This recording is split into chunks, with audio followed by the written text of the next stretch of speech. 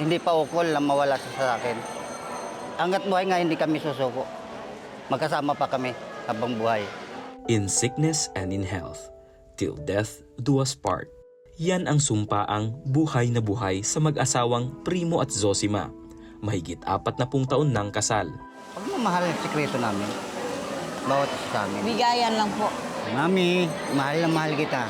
Isang pag-ibig na nananatiling matatag sa gitna ng pagsubok. Na-stroke po ako. Ngayon, kailangan po ng laboratory. Siyempre, wala akong kakayahan magbayad. Hirapan na. Kung gusto kong gawin, hindi ko na magawa. Nagtitinda kasi ako nagluto-luto. Hindi na ako ngayon kaluto. Nawala na yung tindahan ko. Nagtatrabaho sa isang steel fabrication si Primo. Maliit lang naman ang kinikita namin eh. Nasa 500 lang araw ko. Mahirap ang na ngayon kasi hindi siya na makakilos eh. Ako na lang mag-isa gagawa. Bago po ako umalis, pinagluluto ko muna ang asawa ko para siya ay mayroong makain pag iniwanan ko.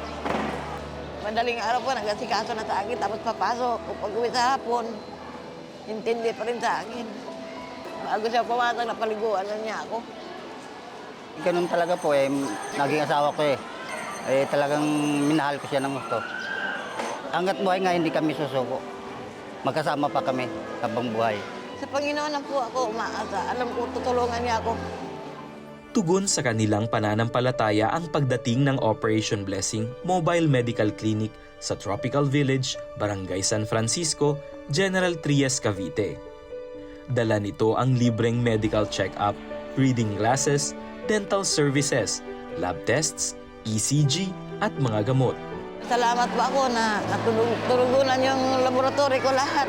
Masaya po ako na naka-laboratory po ako. Mayroong yung ECG dito. Hindi ko akalain na may ECG talaga. Nabigyan din sina Primo at Zosima ng dagdag na pagpapala. Nanay, tatay, yan. Ito po yung grocery para sa inyo. Thank you po. Tapos ito yung gamot.